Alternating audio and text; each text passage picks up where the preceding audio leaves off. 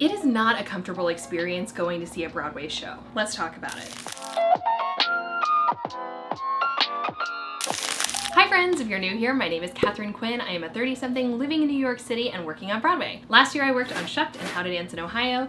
This year I am running social media for The Great Gatsby on Broadway. Previously all of my jobs were in creative positions. I've got other videos talking about past lives. On The Great Gatsby I am running social media, and this is my first foray into marketing. Although if you've been following me here or on TikTok, I've been asking producerial or marketing questions about the industry for years. So part of my endeavor on YouTube, on this channel that's just over a year old, almost a year and a half, is engaging more people in that conversation. Because a lot of the time, people who work on Broadway, we sometimes just think about our 41 theaters, we think about New York City as an entity, and my greatest passion is bridging digital audiences, bridging people all over the world to theater, to Broadway, to new musical theater. Everyone deserves to experience it, and I really want to improve the experience, so that's one of the things we're going to talk about today. Reddit.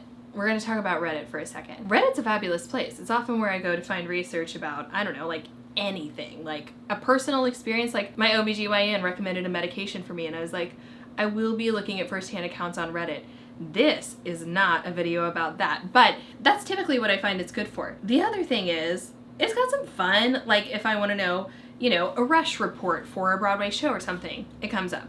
Now, the thing that happens when you do that, Reddit gets ya. They know what to do. I guess I could change the settings on my phone, but as it stands, Reddit is now feeding me r/Broadway headlines as a result of looking at whatever I was looking at, Rush Report or grosses or whatever. Now is a great time to make a big disclaimer that I do not post on message boards. It is a hard and fast rule for me. It is not going to happen. I don't have a pseudonym. We are not writing fanfic on there. It is not my journey. It's not the thing. No message board online is gonna see any version of me. Pseudonym, real name, none of it.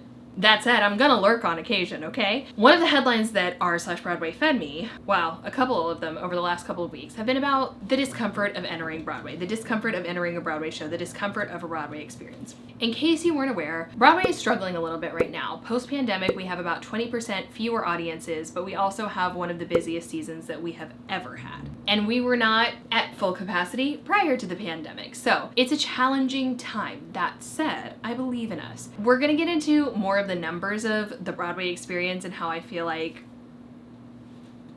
there are some like big movements that I feel like we sort of need to embark upon as a New York theatrical community. Not that any of us have the time or resources, but it is going to pay off in the long run and we're gonna have to do it in like probably my next video in this series. But in this video, we're gonna talk about the comfort of entering a Broadway theater. I have been seeing Broadway shows since I was 9 years old. My mom took me to New York City. We did Rush for like 4 or 5 shows over a weekend. Had a ball, changed my life. I am now staring at tons of playbills of like beautiful shows that I've seen over the years.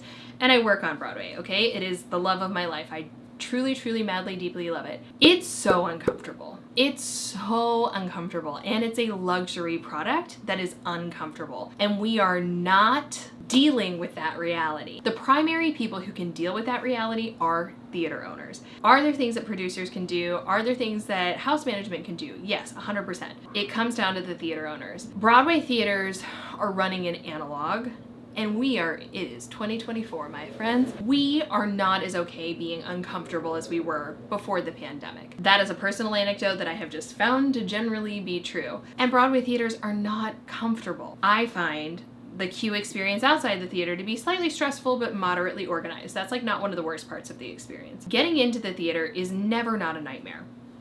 Never. Do I envy house managers? Absolutely not.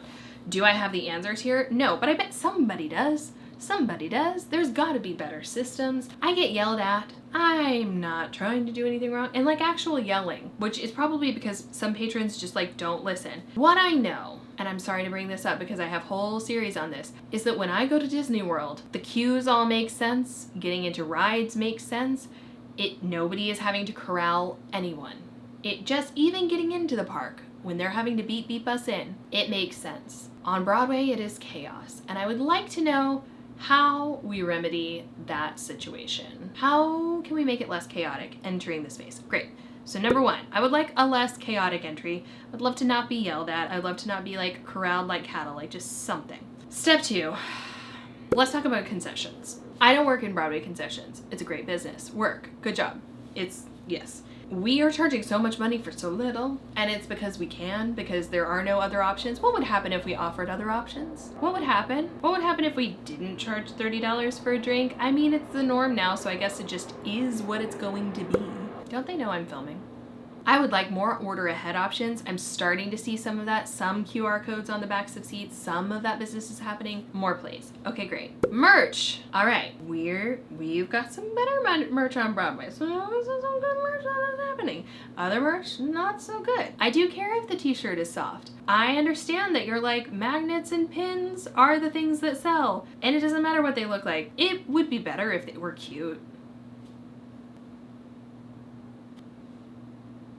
You know? Creative Goods consistently is nailing it. They're, right now, crushing the merch game. Really like a lot of their stuff. Also, when I went to go see Stuffs, which their Stuffs merch is super cute, which is impressive because purple and yellow are not necessarily aesthetic and never don't make me think of Planet Fitness.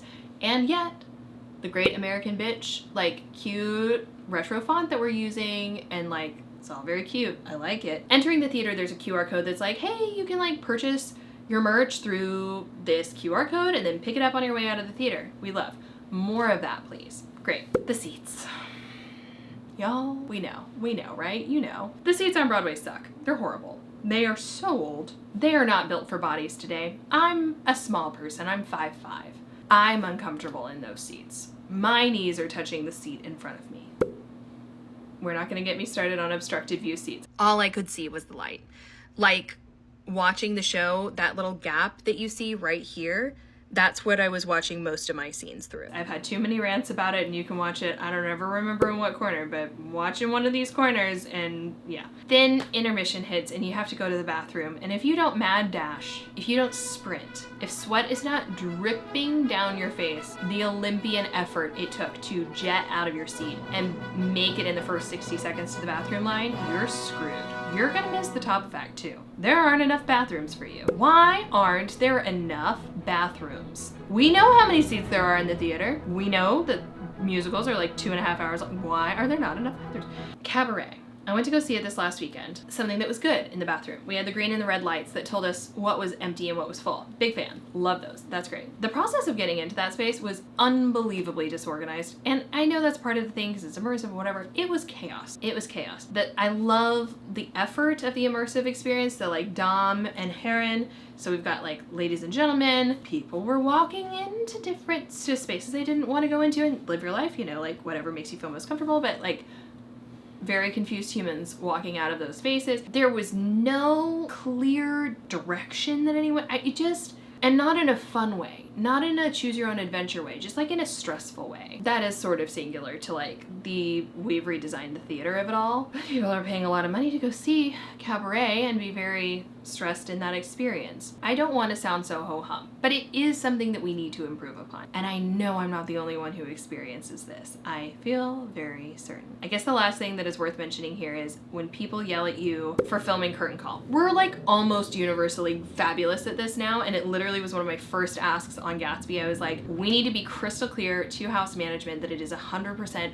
fine if people want to film curtain call. Like, we need to be so completely okay with that. And we're good. We're good. We love it. Thank you, Broadway Theater. Thank you, house management. I want this to be a better experience. It feels like the Broadway community sometimes thinks, well, we're Broadway, so like, it's just the way it is. Except that we're not selling, except that we're not filling our houses, except that anecdotally, a nurse practitioner today told me, she was like, oh my God, you work on Broadway. I'm gonna go see a Broadway show. I'm gonna see Hamilton for the first time. She was my age, like 30 something, theoretically has expendable income. And she was seeing a show that was 10 years old, which to me signals more that we're gonna talk about in the next video. But also, why aren't people, even in our own city, taking more advantage of the amazing shows that we have on offer? Likely because people don't know that they exist, which again, we're gonna talk about in the next show. But also, we are asking for an uncomfortable experience at premium prices. We are asking for luxury prices without necessarily a luxury offering. And I am not,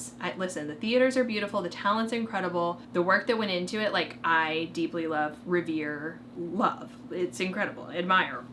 It's it's amazing. It's not, the experience surrounding it is not a luxury experience. So no wonder people are not returning to the theater. So no wonder people aren't making the effort to go see theater, to spend the average ticket price of $168. Like, I'm gonna save that money and order in and be comfy and rent a cheap movie on Amazon. Or I'm gonna take myself to the iPic movie theater and, like, for $20 sit in a seat that reclines where they have a pocket for my purse and I can put on a blanket and order food and drink to my seat. Like, when I think about the movie theaters that I went to in the 1990s with the rickety crickety seats that were skinny and the floors were sticky and all of that stuff, and then I think about the evolution of what I just described, of the, like, recliner with the blanket, and they evolved because they knew their industry was going to completely die, and sort of partially has, if they did not create a better, more comfortable experience, because what we have here is better. People are going to find other sources of entertainment unless we offer a better experience. Okay, I think that's enough ranting from me on that one. I want to hear about your theater experiences. I also just want to hear your thoughts in general about this. I always look for the comment section. I'm not here to monologue.